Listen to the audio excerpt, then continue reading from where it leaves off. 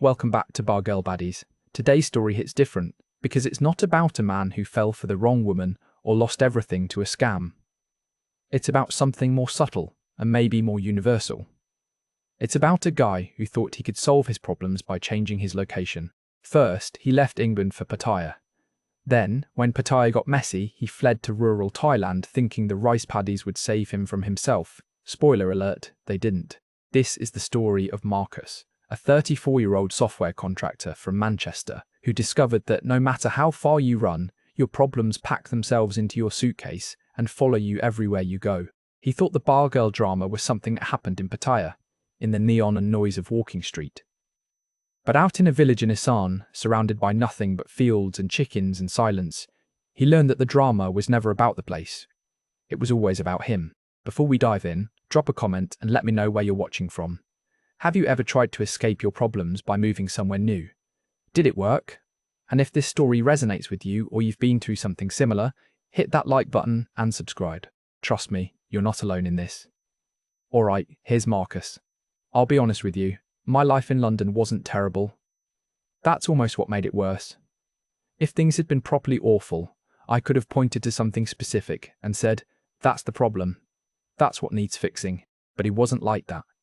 It was just this slow suffocation, this grinding, mundane heaviness that built up so gradually I didn't notice until I was drowning in it. I'm a software contractor, web development mostly. I work with agencies and startups building their platforms, fixing their technical debt, that sort of thing. The work is fine. It pays well. I can do it from anywhere with decent internet, which I guess is what started all of this. The anywhere part, because when your job can be done from anywhere, and your personal life is absolutely nowhere, the question starts gnawing at you. Why am I doing this here? Here was a one-bedroom flat in Croydon. Not a bad flat, not a good flat, just a flat. Magnolia walls. Laminate floors. A kitchen that was really more of a corridor with appliances. I'd moved there after the divorce. Sarah kept the house in Didsbury. Fair enough, really. She put in more for the deposit and I was the one who checked out of the marriage first, emotionally speaking. I'm not proud of that, but by the end we were two people sharing a mortgage and barely sharing a conversation. The divorce went through when I was 32. No kids, thank God. Clean break. She moved on fast, met someone new within 6 months, some bloke from her office. Good for her, genuinely. Me, I just sort of existed. I'd wake up, make coffee, sit at my desk in the corner of the bedroom, work for 8 or 9 hours, then spend my evenings scrolling my phone or watching YouTube until I was tired enough to sleep. Weekends were the worst. All that empty time. I'd go to the gym, do my shopping, maybe meet a mate for a pint. But even that felt like effort after a while. Everyone was coupled up, or had kids, or was busy with their actual lives. It was a Saturday afternoon in February when the algorithm properly got its hooks in me. I'd been watching some tech tutorial, something about React frameworks, and YouTube served me up a video called Living in Thailand on £1,000 a month. I nearly scrolled past it. But it was raining outside, that grey Manchester rain that feels personal, and I had nothing else to do, so I clicked it. The video was shot by this bloke, must have been about 40, sitting on a balcony with palm trees and blue sky behind him. He walked through his monthly budget, rent for a nice condo in Pattaya, 12,000 baht, food, maybe 10,000, transport, utilities, fun money. He lived better than I did in Croydon, and spent less in a month than I spent on rent in a week. And he wasn't just selling the economics. He was selling the lifestyle, the freedom, the warmth, the sense of possibility. I watched 3 more videos that afternoon.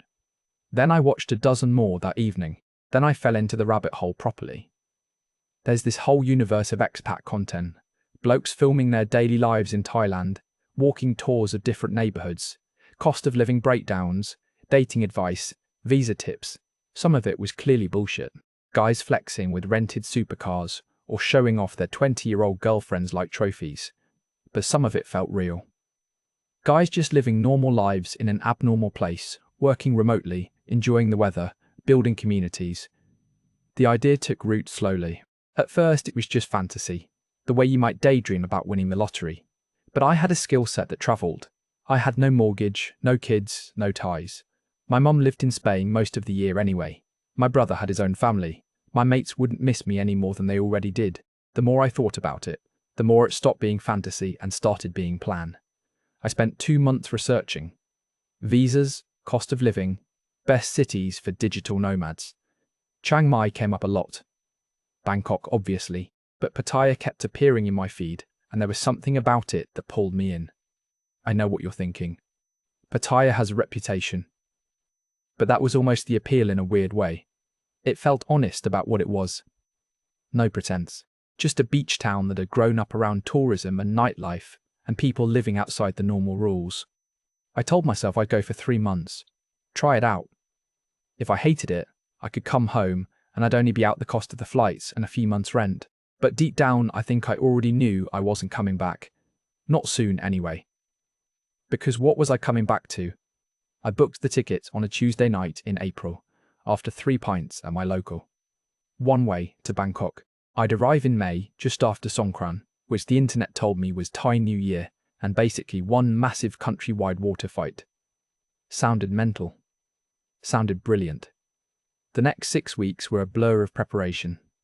I finished up my contracts, told my landlord I wasn't renewing, sold most of my furniture on Facebook Marketplace. I didn't tell people I was moving to Thailand because I didn't want the questions or the judgment or the concern. I just said I was going travelling for a while, working remotely, seeing where life took me. People nodded like they understood, but I could see it in their eyes. They thought it was a phase. A response to the divorce. Maybe they were right. I remember the night before I left. I was sitting in my empty flat, surrounded by the 2 suitcases and a backpack that contained everything I was taking with me. Everything else was gone, sold or binned or in storage at my brother's. The flat looked bigger without my stuff in it. Colder. I felt this surge of panic, this voice in my head going, "What the fuck are you doing? You're throwing away your whole life." But then I thought, what life? What exactly am I throwing away? The flight was long, Manchester to Dubai, Dubai to Bangkok. 15 hours in the air, plus a layover. I barely slept. I watched movies, drank terrible coffee, thought about Sarah, thought about the last few years and how I'd ended up so disconnected from everything. By the time we started descending into Bangkok, I was exhausted and wired and terrified and excited all at once. The humidity hit me the second I stepped off the plane. It was like walking into a sauna. That thick, wet heat that makes your shirt stick to your back immediately. The airport was massive and modern and confusing. I followed the signs to immigration, stood in line with all the other tourists and expats, and when I finally got to the desk and the officer stamped my passport, I felt something shift. I was here. I'd actually done it. I'd booked a hotel in Pattaya for the first week. The plan was to use that as a base while I found a proper place to rent. I took a taxi from the airport, paid way too much probably, but I was too tired to care. The drive was 2 hours through industrial sprawl and then highway and then finally signs for Pattaya Beach. It was late afternoon when we arrived. The sun was low and everything was golden and strange. My first impression of Pattaya was sensory overload. The taxi dropped me on Beach Road, and I had to walk 2 blocks to my hotel with my suitcases bumping over broken pavement. The noise was incredible. Motorbikes everywhere. Hundreds of them, weaving through traffic with no helmets. Families of 4 on a single bike. Music blasting from bars, even though it was barely 6 in the evening. The smell of street food mixing with exhaust and salt air and something sweet I couldn't identify. Vendors selling grilled meat and fruit and weird, colourful drinks. And people. So many people. Tourists in swimwear. Expats in vests and flip-flops. Thai women in tight dresses standing outside bars calling out, "Hello, handsome, welcome, where you go?" I checked into my hotel. Small room. Clean enough. Air conditioning that sounded like a helicopter, but worked. I dropped my bags and just stood there for a minute, looking out the window at this completely alien landscape. I'd done it. I was on the other side of the world, with no plan and no return ticket and nobody expecting anything from me. I should have felt free. And maybe I did, a little bit. But mostly I felt unmoored. Like I'd cut all the ropes tying me down without checking if I could actually swim. That first night, I didn't go far. I walked down to Beach Road, found a quiet restaurant away from the main action, and ordered pad thai and a beer, because that's what you do. The food was good. The beer was cold. I sat there watching the sunset over the Gulf, this huge orange ball sinking into the haze. and I thought maybe this is it. Maybe this is where I figure out how to be happy. Looking back now, I can see how naive that was, how much I was projecting onto a place I didn't understand. But in that moment, jet-lagged and overwhelmed and completely out of my depth, it felt like hope. It felt like a new start. The dream had begun. I just didn't know yet what it would cost me. Those first few weeks in Pattaya felt like being on holiday, except the holiday never ended. I found a studio apartment in Jomtien, the quieter bit south of the main beach area. 7th floor, balcony overlooking the street, 9,000 baht. A month, which was about 200 quid. It had a bed, a desk, a kitchenette I never used, and aircon that actually worked. The building had a small gym and a pool. I couldn't believe how much space I was getting for the money compared to my shoebox in Croydon. I fell into a routine faster than I expected. I'd wake up around 8, no alarm needed, because the heat and light would do that for you. Make coffee with the little kettle I'd bought from Tesco Lotus. Sit on the balcony and watch the street wake up. Motorbikes, street vendors setting up. The old Thai lady who sold some tam from a cart and would smile at me every morning even though we couldn't speak to each other. Work started around 9. I'd set up my laptop at the desk, or sometimes I'd take it to one of the beachfront cafes that had decent Wi-Fi. My clients were all UK-based, so the time difference meant I'd finish up by 5 or 6 in the evening. The rest of the night was mine. It sounds simple, but after years of the London grind, that simplicity felt revolutionary. I was getting my work done, making the same money, but I was doing it in flip-flops with the ocean 10 minutes away. The expat community in Pattaya is weird but welcoming. You meet people fast because everyone's in the same boat. Outsiders. Running from something or towards something, sometimes both. I started drinking at a bar on Soi 6 called Charlie's Nothing Fancy.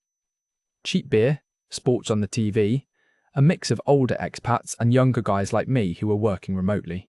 There was Dave, a Londoner in his 50s who'd been here 12 years and ran some kind of online business he never fully explained. Tommy, from Australia, who taught English and spent every night trying to drink his body weight in Chang. And Phil, another Brit, ex-military, covered in tattoos, who'd moved here after his wife died and said he'd never go back. These guys became my social circle. We'd meet most evenings, talk shit, watch football, compare stories about visa runs and where to get the best Western breakfast. They'd been here long enough to have the expat wisdom. Which immigration office to use, which bars to avoid, how to negotiate rent. They treated me like a younger brother, taking the piss, but also looking out for me in their own way. The thing about Pattaya is it's designed to make you feel good. Everything's easy, everything's cheap. You want a meal, there's 1,000 places within walking distance. You want a massage, they're on every corner. You want company, well, that's what Pattaya's famous for, isn't it? The bars, the girls, the whole ecosystem built around lonely men with money and Thai women who need it. I wasn't naive about it. I knew what the bar scene was. But knowing something intellectually and experiencing it are different things. And in those first couple months, I kept my distance. I'd have a beer at Charlie's with the lads, then head home. I wasn't looking for that kind of connection. I'd just gotten divorced. I was focused on my fresh start, on being a better version of myself. But loneliness is a funny thing. It creeps up on you. You can be surrounded by people and still feel it.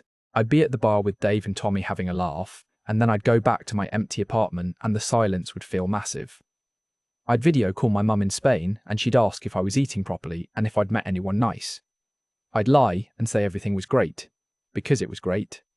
Objectively, I had freedom, sunshine, money in the bank, so why did I feel so hollow? That's when I met Noi. It was a Friday night in July. I'd been in Thailand about 2 months. The lads wanted to check out a new bar that had opened near my condo, small place. Not one of the big walking street operations, just a little open-air spot with a few tables and a bar with stools, 5 or 6 girls working there, music playing but not too loud, fairy lights strung up, kinda charming actually. Noi was behind the bar. I noticed her immediately because she wasn't doing the hard sell like some of the others. She was just making drinks, chatting with customers in this easy, relaxed way. She had short hair, unusual for the bar girls who usually went for long extensions. She was wearing jeans and a simple black top. She looked about my age, maybe a bit younger. When she smiled, it reached her eyes. I ordered a beer and she brought it over. Asked where I was from. The usual questions. But the way she asked felt different. like she was actually interested rather than just working through a script. Her English was pretty good. Better than my Thai, which was basically hello, thank you, and how much. We got talking. She asked what I did for work and seemed genuinely impressed when I explained the whole digital nomad thing. She told me she was 28, had a 7-year-old daughter who lived with her parents in Buriram, and she'd been working in Pattaya for 3 years. I want to be clear about something. I knew what this was. I wasn't some wide-eyed kid fresh off the plane. I'd been warned by the internet, by the expat forums, by Dave and the lads. Bar girls are working. The connection you feel isn't real. It's customer service, it's sales, it's survival. Don't fall for it. But knowing something and feeling something are different. And Noi made me feel seen. She laughed at my jokes. She asked questions about my life. When I came back the next night, she remembered my name and what beer I drank. When I came back the night after that, she sat with me during her break and we talked about nothing important. Movies we liked, food, her daughter, my divorce. Small talk that felt intimate because I'd been starving for it. A week in, she asked if I wanted to meet her after her shift. Just for food, somewhere quiet.